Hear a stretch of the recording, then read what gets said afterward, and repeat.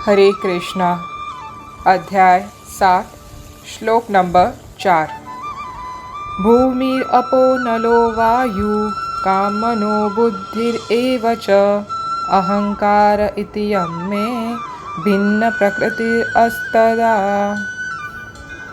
इसका अर्थ पृथ्वी, जल, अग्नि, वायु, आकाश, मन, बुद्धि तथा अहंकार, ये 8 प्रकार से विभक्त मेरी भिन्ना अपरा प्रकृतियाँ हैं। इसका तात्पर्य ईश्वर विज्ञान भगवान की स्वाभाविक स्थिति तथा उनकी विविध शक्तियों का विश्लेषण करता है। भगवान के विभिन्न पुरुष अवतारों विस्तारों की शक्ति को प्रकृति कहा जाता है, जैसा कि सत्वतंत्र में उल्लेख मिलता है। विष्णोस्तु त्रीणि रूपाणि पुरुषक्यानि अतो विदु एकं तु महत्त षष्ठस् द्वितीयं तु अन्ध संस्थितं तृतीयं सर्वभूतस्थं तानि ज्ञात्वा विमुच्यते। इसका अर्थ सृष्टि के लिए भगवान कृष्ण का स्वांश 3 विष्णुओं का रूप धारण करता है। पहले महाविष्णु हैं जो संपूर्ण भौतिक शक्ति महतत्व को उत्पन्न करते हैं। द्वितीय गर्भोदाक्षायी विष्णु हैं जो समस्त ब्रह्मांडों में प्रविष्ट होकर उनमें विविधता उत्पन्न करते हैं। तृतीय शिरोदाक्षायी विष्णु हैं जो समस्त ब्रह्मांडों में सर्वव्यापी परमात्मा के रूप में फैले हुए हैं और परमात्मा कहलाते हैं। वे प्रत्येक परमाणु तक के भीतर उपस्थित है। जो भी इन तीनों विष्णु रूपों को जानता है वह भव बंधन से मुक्त हो सकता है। यह भौतिक जगत भगवान की शक्तियों में से एक का क्षणिक प्राकट्य है। इस जगत की सारी क्रियाएं भगवान कृष्ण के इन तीनों विष्णु अंशों द्वारा निर्देशित है।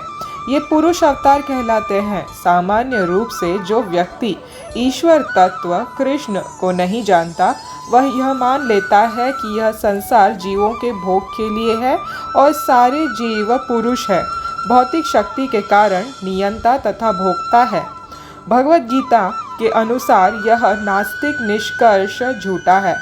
प्रस्तुत श्लोक में कृष्ण को इस जगत का आदि कारण माना गया है। श्रीमद् भागवत से भी इसकी पुष्टि होती है। भगवान की पृथक पृथक शक्तियाँ इस भौतिक जगत के घटक हैं। यहाँ तक कि निर्विशेषवादियों का चरम लक्ष्य ब्रह्म ज्योति भी एक आध्यात्मिक शक्ति है जो परव्योम में प्रकट होती है। ब्रह्म ज्योति में वैसी भिन्नताएं नहीं जैसी कि वैकुंठ लोकों में है। फिर भी निर्विशेषवादी इस ब्रह्म ज्योति को चरम शाश्वत लक्ष्य स्वीकार करते हैं। परमात्मा की अभिव्यक्ति भी शिरोदाक्षायी विष्णु का एक क्षणिक सर्वव्यापी पक्ष है। आध्यात्मिक जगत में परमात्मा की अभिव्यक्ति शाश्वत नहीं होती, अतः यथार्थ परम सत्य को श्री भगवान कृष्ण हैं। वे पूर्ण शक्तिमान पुरुष हैं और उनकी नाना प्रकार की भिन्ना तथा अंतरंगा शक्तियाँ होती है। जैसा कि ऊपर कहा जा चुका है, भौतिक शक्ति 8 प्रधान रूपों में व्यक्त होती है।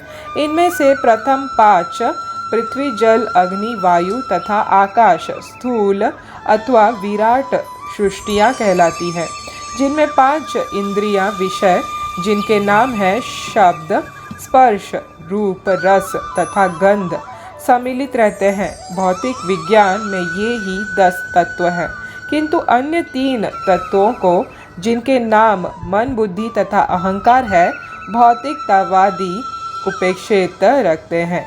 दार्शनिक भी जो मानसिक कार्यकल्पों से संबंध रखते हैं पूर्ण ज्ञानी नहीं है, क्योंकि वे परम उद्गम कृष्ण को नहीं जानते। मिथ्या अहंकार मैं हूँ तथा यह मेरा है, जो कि संसार का मूल कारण है। इसमें विषय भोग की 10 इंद्रियों का समावेश है। बुद्धि महत्त्व नामक समग्र भौतिक सृष्टि की सूचक है। अतः भगवान की 8 विभिन्न शक्तियाँ से जगत के 24 तत्व प्रकट हैं, जो नास्तिक संख्या दर्शन के विषय हैं। ये मूलतः कृष्ण की शक्तियों की उपशाखाएं हैं और उनसे भिन्न है, किंतु नास्तिक संख्या दार्शनिक अल्प ज्ञान के कारण यह नहीं जान पाते कि कृष्ण समस्त कारणों के कारण है, जैसा कि भगवद गीता में कहा गया है। सांख्य दर्शन की विवेचना का विषय कृष्ण की बहिरंगा शक्ति का प्राकट्य है। हरे कृष्णा। तो ये था इस श्लोक का तात्पर्य भक्तों। भगवत ज्ञान के बारे में अब भगवान की जो असीम शक्ति है, सुप्रीम पोजीशन है कृष्णा की, इसके बारे में हमें अब इन श्लोकों से पता चलेगा। यहाँ से 4, 5 और 6, 7 जो श्लोक हैं, इस चौथे श्लोक में भगवान अपनी प्रकृति के बारे में बताते हैं, माने एनर्जी के बारे में बताते हैं, कैसे ये अपरा शक्ति काम करती है इस संसार में।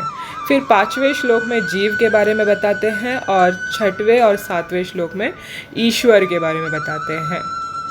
तो अब जो ये विज्ञान है, ये भगवान अपनी जो कॉन्स्टिट्यूशनल पोजीशन है, स्वाभाविक स्थिति है, वो बता रहे हैं, विज्ञान बता रहे हैं भगवान का जो स्थिति है वो, और उनकी विविध शक्तियाँ हैं वो कैसे मतलब जीव और प्रकृति से विभाजित है, ये बता रहे हैं। एनालिसिस अब इस तरह से श्रीला प्रभुपाद ने किया है उसको, और ये बहुत सुंदर तरीके से किया है। शास्त्र का पूरा वर्णन इसमें प्रभुपाद जी ने उल्लेख किया है। जैसे प्रकृति, भगवान बताते हैं भिन्ना प्रकृति अस्थदा, मतलब प्रकृति का मतलब मैटीरियल एनर्जी, भौतिक शक्ति जो है, जहाँ हम अभी रह रहे हैं, ये भगवान की एक प्रकृति है। और ये जो प्रकृति है, इसको डिस्क्राइब कैसे किया है भगवान ने? भिन्ना अपरा प्रकृति, मतलब ये भगवान की सेपरेटेड एनर्जी है, भगवान से पृथक है, ये भगवान के कनेक्शन में नहीं आती है, भगवान के सामने कभी नहीं आती है ये। क्यों? क्योंकि ये इन्फीरियर एनर्जी है, अपरा शक्ति है भगवान की। अब इसमें से जो ये मुख्य एलिमेंट्स है, 8 एलिमेंट्स काम करते हैं यहाँ पे, जो आगे जाके यही 24 एलिमेंट्स में ये होती है, एक्सपैंड होती है, विस्तार लेती है, जिसको दार्शनिक फिलोसोफर्स जो होते हैं, जो मिथ्या ये बनाते हैं, अपना ही फिलॉसफी बनाते हैं संख्या फिलॉसफी के हिसाब से, 24 एलिमेंट्स जो वो बताते हैं, ये और कुछ नहीं, इसी एलिमेंट्स, इन्हीं शक्तियों से निकला हुआ शक्ति का संचार है भौतिक सृष्टि में। तो ये भगवान से ही निकला हुआ शक्ति है। तो इसका कैसा है कि जो 5 है वो स्थूल है और 3 जो है ये सूक्ष्म है, मतलब 5 ग्रॉस और 3 सटल। वो कैसे? पृथ्वी, जल, अग्नि, वायु, आकाश, ये पांचों को मिला के स्थूल बनता है 5 एलिमेंट, और 3 जो है सूक्ष्म सटल जिसको बोलते हैं, वो है हमारा मन, बुद्धि, अहंकार।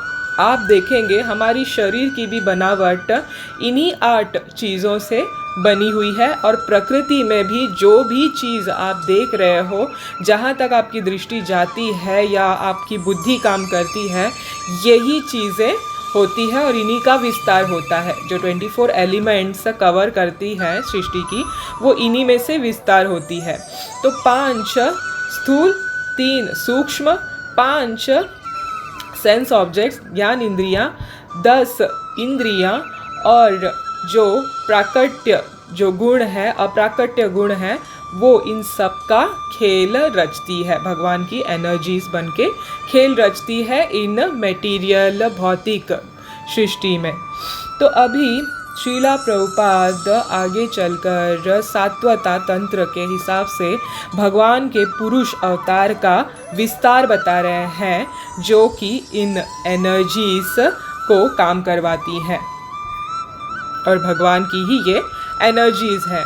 तो अभी इन 3 विष्णुओं का ज्ञान श्रीला प्रभुपाद दे रहे हैं, जिनको जानने के बाद वो कहते हैं कि कोई भी जीवात्मा भौतिक बंधनों से मुक्त हो सकता है इन 3 विष्णुओं को जानने के बाद, जिनको पुरुष अवतार कहते हैं। कृष्णा का पुरुष अवतार कहते हैं इनको।